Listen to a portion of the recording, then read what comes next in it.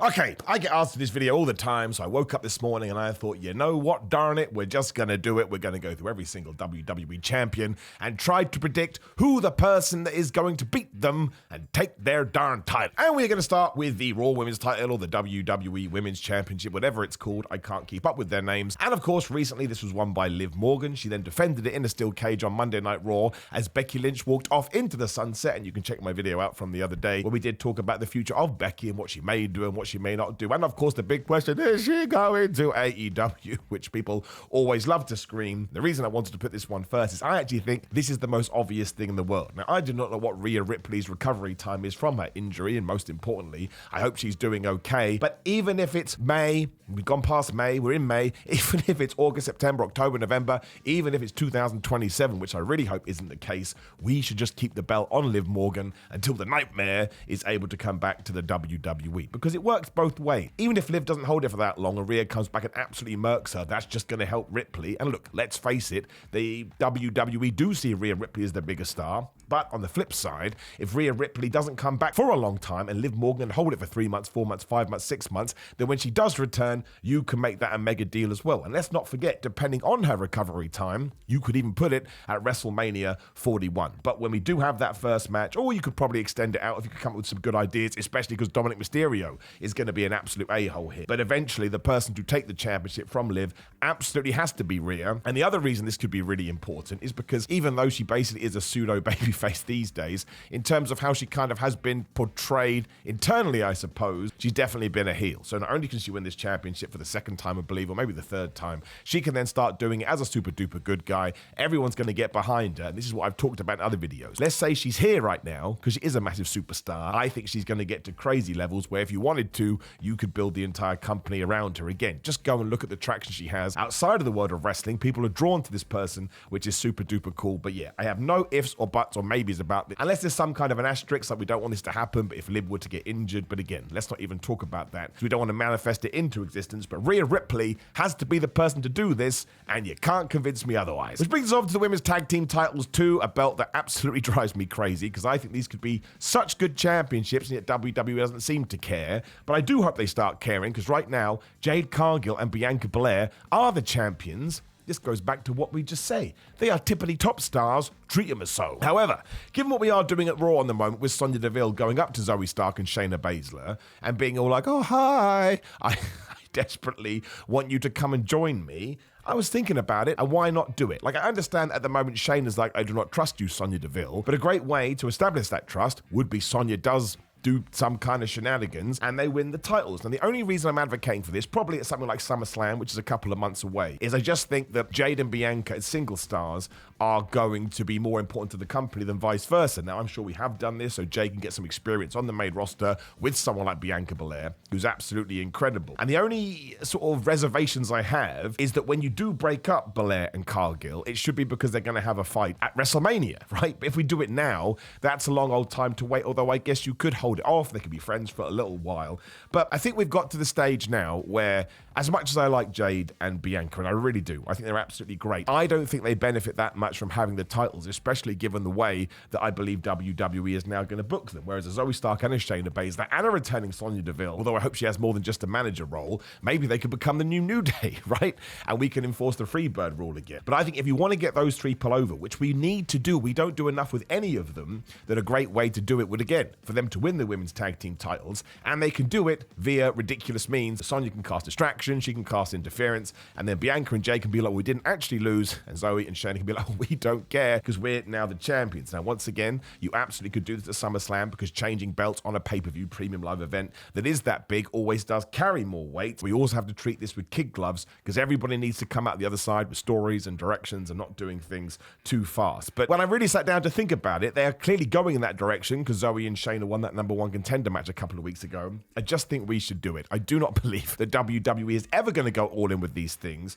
So instead, let's try to use them as props. I understand that's what a title is anyway, but this one really feels like a prop to try and get other people to climb the rung of the ladder. So again, I'm recording this at the end of May, and I'm going to say in June, July, August. So 3 months, that's still a pretty decent reign for Bianca and Jade. They are going to lose, and they shall lose to Zoe and Shayna. And I'm giving you some fantasy booking here. What a nerd, thanks to Sonya Deville. We now pop down to NXT, where Trick Williams is the champion. Now, Trick is an interesting case because I totally believe he could come up to the main roster tomorrow and be totally fine. He's one of these people that go, oh, he's not very good at wrestling. Do you know what wrestling is? Wrestling isn't just what you do in a ring. It's your promos, it's your entrance, it's the way people sort of gravitate towards you. And Trick ticks all his boxes. His matches are perfectly fine. No, he's not the greatest wrestler in the world in terms of his in-ring stuff, but he's going to continue to get better, and he is, I don't even say more than fine. That is me disparaging him. He is a good professional wrestler, and I'm happy for him to hold the NXT men's title for as long as he wants to. That's right. I've decided he's booking his own storylines, but something happened really recently of me recording this, and now I think we're in a situation where once again we can use this damn thing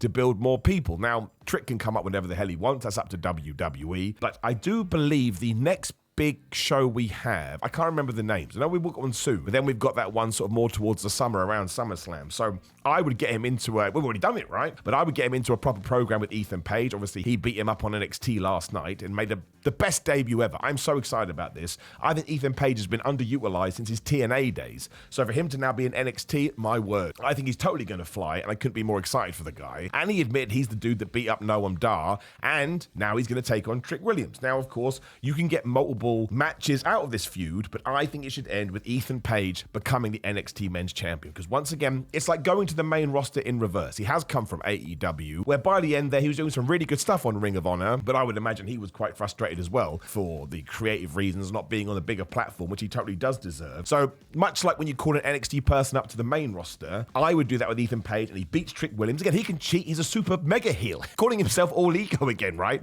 You can absolutely get away with that, and he should be the guy, and he should run rampant over NXT until he's ready to be called up to Raw and SmackDown, because again, Trick Williams, gonna fly. Ethan Page, I totally believe is gonna fly as well. So let's just go with what we have on paper and believe in these people, and we can change titles around. One of the worst parts, as much as I loved it, of Roman Reigns' 1,360-day title reign, is people now think you have to have a long run, otherwise you're a failure. It's not true. It all depends on the story, and it all depends on the aura that you have around you, and Trick Williams can lose this title, and it's not gonna make a difference. And again, he's already established, he's already gonna do great. So let's introduce Ethan Page to this brand new audience as well as we can do. Put the belt on him. I'm putting it out there. He's my choice. When we move over to the Women's Championship in NXT with Roxanne Perez, I think this one is far easier. Now listen, I would love it if Jordynne Grace was able to do it, because when she turned up on NXT last night, I was like, man, I'm having the best time. Because like Ethan Page, I just think she is brilliant, and she could make it anywhere. She has done. She's so good in TNA, and if TNA and WWE are going to have a more close relationship, I suppose, and she gets more opportunities, she will prove it time and time again. She is one talented wrestler. But I don't think she's going to beat Roxanne Perez, just because apparently the plan for a long old while is for former Stardom's Julia to... She's had a wrist injury recently and she needed surgery. But she is definitely coming into NXT. That's all but confirmed. And I think whatever the damn sum... I think it's called Battleground. I think that's the first one. I get confused. Whatever that one is called, Heat Wave, I don't know. But I think Julia will be the person to defeat Roxanne Perez, because it's what we just said. I'm repeating myself, but sometimes Groundhog Day does happen. Then you introduce her to a brand new audience, because even though lots of people on the internet like to pretend they know who Julia is, they don't. They're just going with the, oh man, I'm super cool, I know everything. And then I think Roxanne Perez is in the same position as Trick. She can go up to Raw and SmackDown. She's good to go. Roxanne Perez was good to go when she walked in the door. She is one of these people that just totally understood sports entertainment from day one, and she'll be able to hang with anyone, and that rhymes, so it must be true. Actually, I just rhymed one with one, so it actually makes me a loser. Like Avril Lavigne used to do that, and someone else, Busted and Avril Lavigne, they just used to rhyme the same words with each other. We've gone off on a math and tangent, but yes, I'm absolutely going for Julia. She will defeat Roxanne Perez as long as nothing does go wrong with her recovery, but by the sounds of things, WWE said, well, you probably should do it now, because then you'll be good to go with the timetable that we do have for you. So yes, I am saying that Julia defeats Roxanne, and again, Roxy is probably up on the main roster before the end of the year. Which moves us on to the Intercontinental title back on Raw, and this one as well. Not only do I think it writes itself in terms of the next one, I've written down the next two Intercontinental champions here, because I just think it makes all the sense in the world. Because we should get to SummerSlam, and Chad Gable should defeat Sami Zayn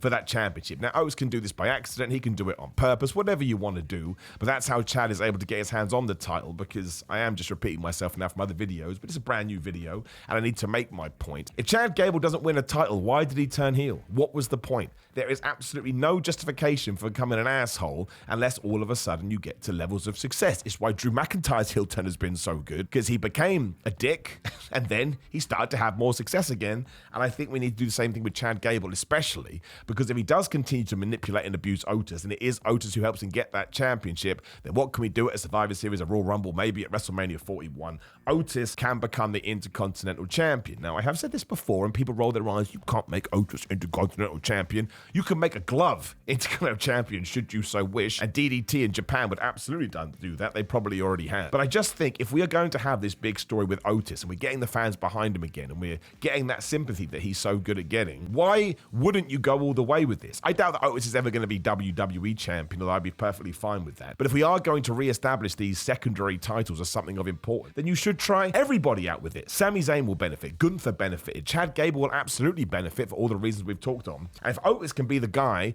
to defeat his abuser, to take something that means so much to him, then maybe in some people's eyes, Otis will feel like he's gone up the card. Otherwise, I don't see what we're doing here. Again, if he doesn't win anything, then this story it's not for nothing, because it's enjoyable and it's entertaining and it's great for him. And he's a talented cat. But I think this time, especially after all the Mandy Rose stuff, which very sadly was paid off during the pandemic, we've got to go in big and we've got to go in hard. And as sexual as that sounds, I don't mean it that way at all. And I think if you don't do this, you're missing out on a potential opportunity to have another star on your roster, which is the best thing that WWE is doing right now. And what's the worst that can happen? It doesn't work. It doesn't take. Chad Gable can win it off him again, or you can pick somebody else. Sometimes you do have to throw things at the wall and see what's going to stick. So I'm saying it goes from Sami Zayn to Chad Gable to Otis, and that can go on for the next 6 months to a year, should you want it to. And that's only going to make that championship feel more important because it has stories and it has worth, and it's getting TV time. I don't want to keep going on about this, but that goes back to the women's tag team titles. Stop putting them on the pre-show. The men's Raw World Tag Team titles are next, which are the Tag Team World Championship.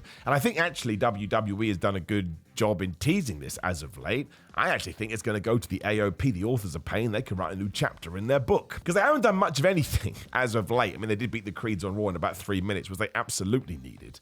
But if Karrion Kross is going to manipulate the New Day as he is doing, and the New Day are going after the Awesome Truth titles, maybe the AOP get involved with them there, and there's yet more shenanigans. They then take on the New Day. They defeat them, probably in a #1 contenders match, and then they should be the dudes to beat the Truth and Miz. Now, listen, the Truth and Miz, R-Truth and the Miz. I love R-Truth and the Miz, especially R-Truth. He's one of my favorite wrestlers ever, because again, he's fun and he makes me feel happy and he makes me feel warm and fuzzy in my tum-tum. But I think a good way to try and use that goodwill that they do have is to take two guys that look like they're absolutely going to destroy you. They look like bouncers. I'm not saying that they should be destroyed here. I don't want that. I don't want another 3-minute squash, but you can probably extend it out to around about 10 minutes, and they can just be beaten and beaten and beaten. When they have a small flurry, you think they're going to get the win, but AOP are too strong. And again, you could probably incorporate the Final Testament here if you really want the Awesome Truth to have some sort of an out. I wouldn't have a problem with that at all. But at the moment, I think the tag team titles on both sides, Raw and SmackDown, are a little bit aimless at the moment, because no one's really injecting a serious or like a one feud. Like, the best thing when Kevin Owens and Sami Zayn, the Usos, were going at it is that we had some real heavy stuff here, and I think we need that as well. So if this Karrion Kross stuff is going to tie into something with a New Day, and you want to do a feud there, and the AOP are also the tag team champions, and they've also screwed over Kofi Kingston and Xavier Woods,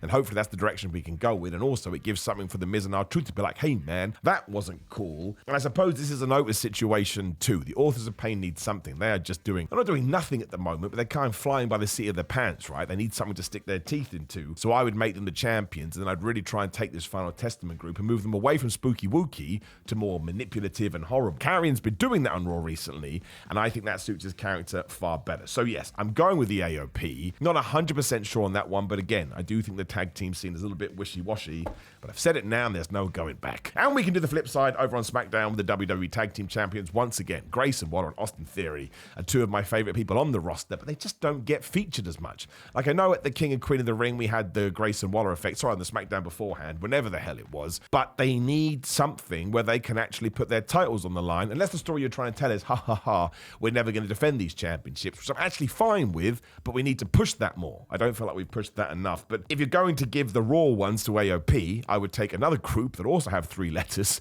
as their name, and I would give it to DIY. Because the thing with Johnny Gargano and Tommaso Ciampa, they too are kind of just flying through nothing at the moment. Now, if we are going to put them back together, which we already have done. I do think they need a championship run, and I think they could have a really good match with Waller in theory, and you could even do a sort of a multi-program with them, and the third one they do win. Maybe even a SummerSlam, that'd be a good time to do it. I understand we're changing a lot of belts, but again, you may as well do it at a hot WrestleMania, which is what I'm going to call it from now on. And I don't really know who else is in the position to take these titles, because again, repeating myself, I think the whole foundation of the tag team division does need a little bit of a shuffle, because we have split these titles up, and ever since then, they don't really feel like they're coming into focus. But it will really help Johnny Gargano, it will really help Tommaso Ciampa, and then again, if you do want to go back to the story we told on NXT where they break up and Tommaso was the asshole and Johnny is the super duper good guy, you could do. I don't necessarily think we need to do that, because just because a tag team loses the belts, I don't think you need to break them up. It's very, very WWE. But the option is there, whereas at the moment you don't really have that because they're not doing much of anything. So if you give fans a reason to care and you get them emotionally, and then you can break them up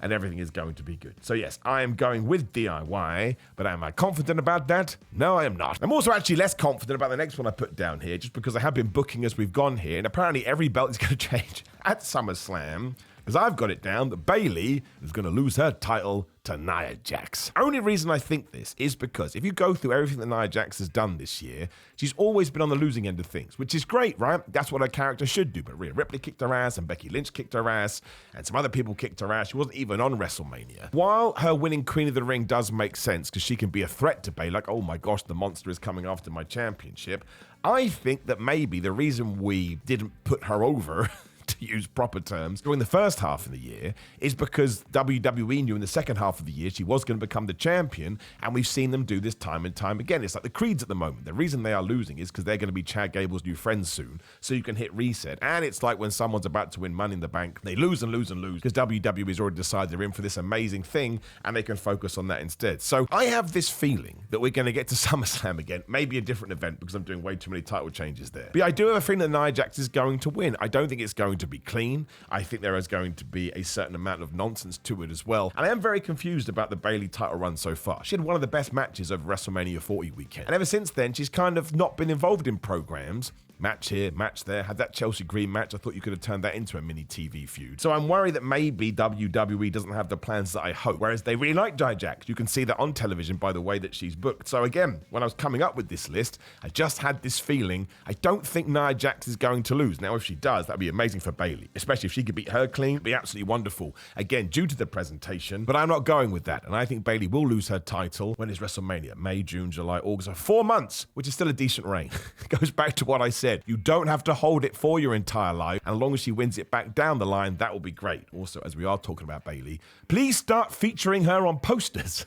I don't get it. She's never on them. When we move on to the US title, which apparently also is going to change at SummerSlam, so for the love of everything, pick a different pay-per-view, premium live event, but Logan Paul is the US champion right now. Before we got to King and Queen of the Ring, we were teasing so heavily that he is going to take on LA Knight. We've basically been doing that for the last 18 months. Pull the trigger, get it done. It makes all the sense in the world, because whether you like him or not, Logan does have some real stock right now, and he has some real momentum. LA Knight needs a championship because he too is just over like Rover. This is just good wrestling stuff. You have a bad guy, you have a good guy. They'll have great promos. They'll have proper things they can throw at each other, so we dive in emotionally like, oh my gosh, they truly hate each other. But LA Knight has to win. You can come up with some other camera shot. Logan Paul seems to be very good at that. I think they'll have a really fun match. And he's held that title for a while now. Like it's been well over 200 days that I think. He doesn't need to hold it any longer, especially because if you give it to LA Knight, you can Gunther the thing, but you can do it in reverse, right? Gunther was a bad guy, held it for ages. Give it to LA Knight. He can hold it all the way through the rest of the year. Maybe he loses at Royal Rumble or WrestleMania. It depends who you have down the line. But LA Knight has to beat Logan Paul. I'm stamping it in. Which I think brings us to an obvious one, the World Heavyweight Championship and Damian Priest. I mean, as of me talking, we're only a couple of weeks away from Clash at the Castle. Drew McIntyre has to win in front of his Scottish fan. Unless you are going to do something with CM Punk. But even then, I think the Drew McIntyre-CM Punk feud can benefit from Drew being the champion. And given that Damian Priest is going to be booted out of Judgment Day soon, we are really leaning into that. You could even throw that into the mix as well. Because Drew McIntyre as a character would be like, I don't care. If I did get help, I just wanted my belt back. And even though he is going to be a massive babyface in Scotland, across the rest of the world, everybody thinks he's a massive goober. There's nothing even to say about this. It works perfectly. Drew becomes the champion. Damian Priest becomes a mega babyface, and he can have sympathy because he did get dicked over. And the evasion that Drew gets in front of those Scottish fans, hopefully, you have to ask the man himself, will make up for everything that happened at WrestleMania 36, which was crap. I always felt sorry for him. You never want to win your first championship in front of nobody, and I think this will be a moment to remember. We're just going to move on because Damian Priest should lose to Mr. Drew. Which brings us to one that everybody wants to talk about, which is Cody Rhodes. Now, we can't do this at SummerSlam, right? We can't do it. But given the teases that we did start to do pre-King of the Ring, which again, may have just been that to make you go, oh my gosh, Randy Orton's going to win the King of the Ring. And they certainly tricked me. Well, I just said the name. WrestleMania is clearly locked up with The Rock versus Cody Rhodes. And if you look into those rumors, everybody always says the reason The Rock has that stupid People's Championship is just in case Cody doesn't have the title by then. Now, I think he will have the championship back by that, but I have decided from nowhere in my brain that he will not hold it from WrestleMania to WrestleMania, and there's going to be a little blip in the middle of that, and the reason for that is because he's going to finally have his feud with Randy Orton, which I'm so damn excited about because they've got such an amazing history together, and at some point from now up till maybe January, Randy Orton will become the WWE champion. The reason I think that is very similar to what we did with Cody post WrestleMania 39. I know his name is controversial now, but the Brock Lesnar feud was absolutely designed to get Cody to climb that tree, and it totally worked by the time Brock endorsed him by giving him a hug at the end of their last match, which was SummerSlam, whatever the flub it was. It did feel like he had come of age. And it's the same with Randy Orton. Like, if Randy Orton, I don't know if you can make him go heel because people love him so much, but you just know that he wants to because he loves playing that role. But if you could pull it off and he screws over Cody and becomes the champion, and then they engage in a 3-match program, which of course in the last one, Cody wins his belt back, I just think that is going to turn Cody into an even bigger superstar than he is now. So when you get to that Cody versus Rock match at WrestleMania 41, oh my gosh, it's going to be off the chart and it's going to be crazy anyway. Maybe that's something The Rock can even use. Ha ha, you lost to Randy Orton. But I don't want The Rock to be the guy to beat Cody Rhodes based off, recent rumors when it comes to Roman Reigns at WrestleMania 40 stuff. That's nothing against The Rock. I just think it wouldn't work. I don't think it would click, and I think you'd irk the audience, which you never want to do. Although you have to see these things in practice as well. I don't think Roman Reigns should be that guy, because when he comes back, he's going to be a mega babyface. It certainly could be Gunther post WrestleMania 41. But we have so much time, and Cody, like a lot of people we've talked about, is so desperate for a proper feud right now, especially because his Roman Reigns one was so good. I think Randy Orton is the guy. Originally, I would loved it at WrestleMania 41, but that's taken up now. We cannot wait to WrestleMania 42. That's way too long, especially because Randy Orton's got that bad back, so you never know. So I would find a way right now. I mean, Friday is in a couple of days' time. Find a way on that SmackDown to start planting these seeds. We do the feud, and he doesn't have to win it in the first match, but in one of the feud that they do together, because it should not be a one and done. Randy Orton should win that title, and then, we can just start having some fun with it. And we can start having fun with Cody as well. He goes back to being the chasing babyface that is always going to work. So I am going to say Randy Orton, because why wait, man? I'm going to be dead one day. We don't need to be patient about these things. But I'm not 100% sure, more like 78.2% sure. But again, maybe there's somebody else I'm not thinking of now. Don't forget I did say Gunther. So if you can think of them, you can pop a comment down there and let me know, as you can with all of these. Maybe I don't know what I'm talking about. I mean, I do get told that every day. Now, of course, please do click the video on the screen as well, because YouTube loves that the most, and join the notification gang by clicking the notification bell, and you know when I am going live, or videos are going live. You can also like the video, share the video, and subscribe. Also, the thing I'm always talking to you about, grillermind.com/Simon. Use code Simon to get 10% off. I'm going to keep it nice and simple. I only use their supplements now because I think they're better than everybody else's. That's it. You don't have to believe me, but if you are going to buy stuff from them, which is shipping worldwide, you can use the code and get some money off. It's also patreon.com/Simon316, Simon316 on Instagram and Twitter, Simon J. Miller on TikTok, Simon Miller on Cameo. I love doing personalized video messages for birthdays or what have you. It is Pro Wrestling Tees and Samson Athletics. Again, all the links are in the box down there. If you could buy a t-shirt, that makes my day. I went to the Progress event the other day, and I love seeing people in my t-shirts. It makes me warm and fuzzy in my tum-tum, which is my top selling t-shirt, but I will stop selling stuff to you now. Once again, do let me know your thoughts about who should beat the champions right now. That was absolutely gibberish, which definitely means it's time to end the video. Goodbye.